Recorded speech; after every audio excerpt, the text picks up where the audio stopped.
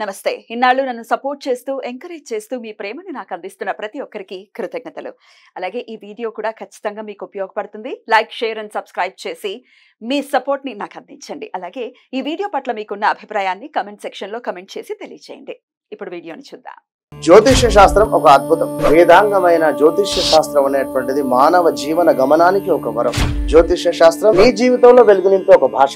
ఆ భాష నీకు అర్థమైతే ప్రకృతి నీతో మాట్లాడుతుంది. అస్ట్రాలజీ నేర్చుకోవాలి అనుకునే వారికి అద్భుత అవకాశం. మురళీధర శర్మ గారి అస్ట్రాలజీ క్లాసెస్ అతి త్వరలో మొదలు కాబోతున్నాయి. 100% జాబ్ గ్యారంటీ. వివరాల కొరకు సంప్రదించండి. నమస్తే, వెల్కమ్ టు అవర్ ఛానల్. నేను పద్మిని. ప్రస్తుతం మనతో పాటు ప్రముఖ ఆధ్యాత్మికవేత్త, వాస్తు జ్యోతిష పండితులు కేఎస్ఆర్ గారు మనతో పాటు ఉన్నారు. మాట్లాడదాం. సార్ నమస్తే. నమస్తే అండి. రైట్ సార్, ధనాధిపతుల గురించి చెప్తూ ఉన్నారు. మరి వృశ్చిక రాశి వారికి ఏ గ్రహం డబ్బులు ఇస్తుంది అనేది ఒక్కసారి సార్. ఇది ఇక్కడ వృశ్చిక రాశి వారికి అయితే కనుక ధనాధిపతి గురుడు అవుతున్నాడు. సో కనుక గురుడే ఇవ్వటం అనేది ఉంటుంది. సో ఎక్కువ శాతం ఏంటంటే ఈ వృశ్చిక రాశిలో పుట్టిన వాళ్ళకి సాధారణంగా వీళ్ళకి కూడా అంటే రాష్ట్రాధిపతి బలం వల్ల ఈ రక్షణ శాఖ అలాంటి వాటిలో రాణించడానికి ఉంటుంది. తర్వాత రెండోది ఏంటంటే గురుడు కనుక వీళ్ళకంటే ఇక్కడ ఓచ భాగ్యస్థానంలో ఓచ పొందటం అనేది ఉంటుంది. అంటే ఇక్కడ ధనాధిపతి తర్వాత పంచమాధిపతి కూడా ఈ వృశ్చిక రాశి లేదా లగ్నానికి. ఎప్పుడైతే ఇక్కడ ఉచ్చలో ఉంటాడో అక్కడ పొరపాటున పునరోజు 4వ పాదం ఉంటే అది పరమోచ్చ. అవునా, ఆయన నక్షత్రం. సో పైగా అది మళ్ళీ నవాంతలోకి వచ్చేప్పటికి మళ్ళీ సేమ్ అక్కడే వస్తాడా. సో దాన్ని అందుకని పరమోచ్చ అంటాం. సో అలా ఉన్న వాళ్ళకి ఏంటంటే ఒక్కోసారి అంటే ప్రభుత్వ పరంగా చూసుకుంటే కనుక పెద్ద పెద్ద న్యాయమూర్తులు ఉంటారు కదా, అంటే సుప్రీంకోర్టు జడ్జిలు అనుకోండి, ఇలాంటి ఏదైనప్పటికీ కూడా అంటే ఒక ఉన్నత స్థానంలో పదవులు అలంకరించడం అలాంటి వాడికి బాగా గురుడు దోహదపడటం అనేది ఉంటుంది. తర్వాత ఏదైనా సరే ఎడ్యుకేషన్ ఇన్స్టిట్యూషన్ నడిపారు అనుకోండి, అక్కడ ప్రిన్సిపాల్స్ అనుకోండి లేదా డైరెక్టర్లు అనుకోండి, అలాంటి పెద్ద హోదా కలిగిన పదవులు నిర్వహించడానికి ఆ గురుడు వాళ్ళకి అలాంటి ప్లేస్లో ఉంటే కనుక ఖచ్చితంగా ఉపయోగపడటం అనేది అయితే ఉంటుంది. తర్వాత రెండోది ఇక్కడ సింహానికి కూడా మంచి రాశి, ఇది రాజ్యస్థానం అవుతుంది, అది భాగ్యస్థానం అవుతుంది. సో ఈ రెండు కూడా మంచి ప్లేస్లు కనుక ఇక్కడ మనకి కర్కాటకంలో కానీ సింహంలో కానీ గురుడు ఉంటే కనుక సంపాదన బాగుంటుంది. కానీ ఇక్కడ కన్యలో లాభమైనప్పటికీ కూడా ఎక్కువ వీళ్ళకి కుజ లగ్నంలో పుట్టిన వాళ్ళకి కూడా షార్ట్ టెంపర్ ఎక్కువ ఉంటుంది.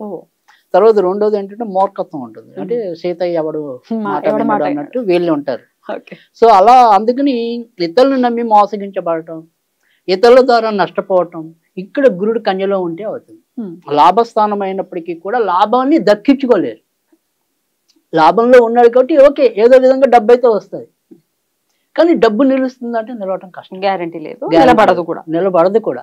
ఎందుకంటే ఇక్కడ గురుడు అనేవాడు ఇప్పుడు ఎప్పుడు కూడా కన్యా రాశి అనేది కొద్దిగా నిష్ఫల రాశి ఆయనకి, గురువుకి, ఎవరికైనా. అందుకే మీకు అది తర్వాత ఇంకోసారి ఎప్పుడైనా వేరే విధానం వచ్చినప్పుడు చెప్తాను ఇక్కడ ఉన్న ఏ గ్రహం అయినా కూడా ఎలా పాడవుతుంది అని. సో ఇదే మిథునంలో ఉంటే బాగుంటది, కానీ కన్యలో ఉంటే కొన్ని గ్రహాలు మంచి ఫలితాలు ఇవ్వవు. సరే అది వేరే చాప్టర్ అనుకోండి. బట్ ఇప్పుడు మనకి ఇవాళ మనం ధనం గురించి మాట్లాడు. ఇక్కడ కన్యలో ఉన్నప్పుడు గురుడు మేలు చేయడం, లాభంలో ఉన్నా కూడా పాటు చేస్తాడు. సరే తర్వాత వచ్చేప్పటికి ఇక్కడ ఇంకా వ్యయస్థానం, ఇక్కడ కూడా డబ్బు బాగా సంపాదించడం అనేది ఉండదు, ఎంతసేపు ముసుగుదాన్ని పడుకోవటం ఉంటుంది. ఎందుకంటే గురుడు వ్యయంలో ఉంటాడు కాబట్టి మంచి నిద్ర వస్తుంది. సో ఎన్ని సమస్యలు ఉన్నా నిద్రపోవాలంటే ఇక్కడ హాయిగా నిద్ర పడుతుంది, కానీ సుఖం ఉండదు. ఎందుకంటే డబ్బంతా నిలుపుకోలేరు, నిద్ర ఒకటి వస్తుంది అంతే. ఇంకా తర్వాత వచ్చేప్పటికి ఇక్కడ గురుడు నీచ కనుక మకరంలో కూడా ఉండకూడదు గురుడు. సో ఇక్కడ కూడా నీచ జనుల కోసం ఖర్చు పెట్టుకోవడం అనేది ఉంటుంది. తృతీయ స్థానంలో కూడా పనికిరాదు. తర్వాత వచ్చేప్పటికి ఇక్కడ కుంభం. సో కుంభంలో ఉంటే మాత్రం మళ్ళీ కొంతవరకు ఖచ్చితంగా మేలు జరుగుతుంది.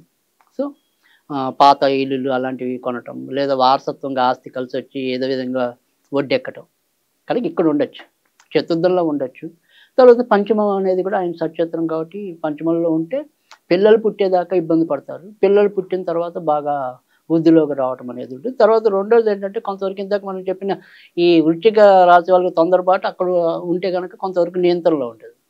అంటే ఈ తొందరపాటు అనేది మనకి వెసులుబాటు, అంటే దేనికోసం తొందరపడాలి, దేనికోసం తొందరపడకూడదు. అంటే మనకి ఎలాగో రెండు సామెతలు ఉన్నాయి కదా, ఒకటి ఆలస్యం అమృతం విషయం అని, తర్వాత నిదానమే ప్రధానం అని. సో ఈ రెండింటికి ఉండే వ్యత్యాసాన్ని ఇక్కడ ఉంటే గుర్తిస్తారు. అంటే ఎప్పుడు ఆలస్యం అవ్వాలి, ఎప్పుడు నిదానం అవ్వాలి, ఆ బ్యాలెన్స్ ఉంటే హ్యాపీ కదా, రైట్. సో అది ఇక్కడ గురుడు ఉన్నప్పుడు సాధ్యమవుతుంది. తర్వాత రెండోది వచ్చేప్పటికి ఇది ఇంకా 6వ ఇల్లు అనేది గురుడు. సో ఇక్కడ 6వ ఇంట్లో కూడా గురుడు ఉండొచ్చు, తప్పేం లేదు. వృత్తి ఉద్యోగాలు సజావుగా సాగటం అనేది ఉంటుంది. ఇక 7వ ఇల్లు అనేది మాత్రం మంచిది కాదు. ఇక్కడ ఉంటే ఒకసారి వ్యాపారాలు చేసి దెబ్బతినడానికి ఉంటుంది. తర్వాత అష్టమంలో గురుడు అనేది ఇక్కడ కూడా మంచి ప్లేస్ కాదు. సో కనుక వచ్చేప్పటికి ఏంటంటే అష్టమం మంచిది కాలేదు. తర్వాత వచ్చేప్పటికి మనకి చంద్రుడి గురించి 3వ ఇంట్లో మంచిది కాదు. 3వ మరి దశమ స్థానంలో గురువు రవి ఇంట్లో అదిగా ఇందాక చెప్పుకున్నాం, మరి మంచిది. ఇక్కడ ఈ రెండిట్లో ఉండదు మంచిది. సో మళ్ళీ ఇక్కడ లాభంలో ఉండకూడదు. ఉండడానికి లాభమైనా కూడా లాభంలో ఉండకూడదు. రైట్ అండి. ఎలా అండి మరి ఇప్పుడు ఆల్రెడీ ఉండకూడని ప్రదేశాల్లోనే ఉన్నారు ఆయన, మరి ఏం చేయాలి అంటే ఏం చెప్తారు? తప్పకుండా. ఎందుకంటే ఇక్కడ మనకి గురుడికి సంబంధించిన ఆరాధన అంటే కనుక ఖచ్చితంగా దత్తాత్రేయుని పూజించడం అనేది పరము. దత్తాత్రేయుని పూజించడం అనేది ఒకటి. తర్వాత రెండోది ఏంటంటే మనము అంటే ఓకే దత్తాత్రేయుని పూజించే వాళ్ళు దత్తాత్రేయుని పూజిస్తారు, అదొక పద్ధతి. కానీ నా వ్యక్తిగతంగా మాత్రం వృశ్చిక లగ్నానికి ఎక్కువ ఏమంటాం గురుడు వల్ల ఉండే చెడు తగ్గాలి అంటే కనుక ఖచ్చితంగా శివుణ్ణి ఆరాధించాలి, శివారాధన. నిత్యం శివగాయత్రి చేసుకుంటే కనుక సదాశివాయ విద్మహే జటాధరాయ ధీమహి తన్నో రుద్రః ప్రచోదయాత్, ఇది రోజు చదువుకుంటే కనుక ఖచ్చితంగా వాళ్ళకి ఈ గురు ధనాధిపతిగా ఇవ్వవలసిన ఫలితాలు ఏవైతే ఉంటాయి మంచిగా ఆ మంచి చేయడానికైతే కనుక సాధ్యమవుతుంది. కనుక ఏదైనా సరే వాళ్ళ ఇష్టం, శివుడికి సంబంధించింది అయితే శివుడికి చేసుకోవాలి, లేదంటే డైరెక్ట్గా దత్తాత్రేయుడికి సంబంధించి చేసుకుంటే కనుక ఖచ్చితంగా మేలు జరగడం అనేది అయితే ఉంటుంది. తర్వాత రెండోది వచ్చేప్పటికి ఏంటంటే ఇక్కడ మనం ఇందాక చెప్పుకున్నాం ఏవైతే ఈ రాశుల్లోకి వచ్చేప్పటికి ఇక్కడ ఇది లాభస్థానమైనా కూడా లాభం ఇవ్వలేకపోవటం అనేది. సో ఇన్ కేస్ ఒకవేళ ఇక్కడ ఉన్ని అంటే వాళ్ళకి వ్యక్తిగతంగా చూసుకోవడం కనుక చేతనైతే కనుక ఇక్కడ లాభస్థానంలో ఉండి గురుడు మేలు చేయలేకపోతే కనుక ఈ కన్యా రాశి అనేది బుధుడికి సంబంధించింది కాబట్టి ఇక్కడ మాత్రం దత్తాత్రేయుడు శివుడు కాకుండా డైరెక్ట్ గా వెంకటేశ్వర స్వామిని పూజించాలి. అలా చేసుకోవాలి. అప్పుడు ఈ వెంకటేశ్వర స్వామిని కనుక పూజిస్తే కనుక ఇక్కడ గురుడు ఉండే ఏదైతే చెడు ఫలితం ఉంటుందో అంటే ఇక్కడ నిజానికి ఏంటంటే గురుడు చెడు అని కాదు, ఇక్కడ నిష్ఫలం అంటే ఏ ఫలం ఇవ్వలేకపోవడం, ఫ్రూట్లెస్ గా ఉంటాయి ఎట్లా. అందుకని ఆ అనుభవించాల్సిన ఫ్రూట్ అనుభవించాలి కాబట్టి ఇక్కడ వెంకటేశ్వర స్వామికి సంబంధించిన పూజ చేసుకుంటే కనుక ఖచ్చితంగా ప్రయోజనం వాటిల్లటం అనేది అయితే ఉంటుంది. తర్వాత రెండోది వచ్చేప్పటికి ఏంటంటే ఇక్కడ మళ్ళీ మనం అష్టమ స్థానం అనేది గురుడికి సంబంధించింది అయినప్పటికీ కూడా అది సరిగ్గా మేలు చేయలేకపోవటం అనేది కూడా ఉంటుందని చెప్పుకున్నాం. కాబట్టి ఇక్కడ కొన్ని విధానాలు అంటే ఇక్కడ కూడా ఆయన పునర్వసు నక్షత్రం ఉంటుంది యాక్చువల్, అలా పర్వాలేదన్నారు కదా. అందుకని అక్కడ పునర్వసు నక్షత్రంలో ఉంటే కనుక అంటే ఇక్కడ 4 ఇల్లు పునర్వసు 4 ఇక్కడ ఉంటే కనుక పరమోచ్చంగము, ఇక్కడ అష్టమంలో ఉంటే కనుక ఒకసారి డబ్బులు పోగొట్టుకోవటం ఉన్నప్పటికీ కూడా ఒకవేళ పునర్వసు నక్షత్రంలో ఉంటే కనుక ఫైనాన్స్ వ్యాపారం చేయడానికి కలిసి వస్తుంది. కొంతవరకు వడ్డీలు తిప్పుతూ ఉంటారు కదా, అలాంటి వాళ్ళకి కూడా ఇక్కడ ఉన్న ప్లేస్ కలిసి వస్తుంది.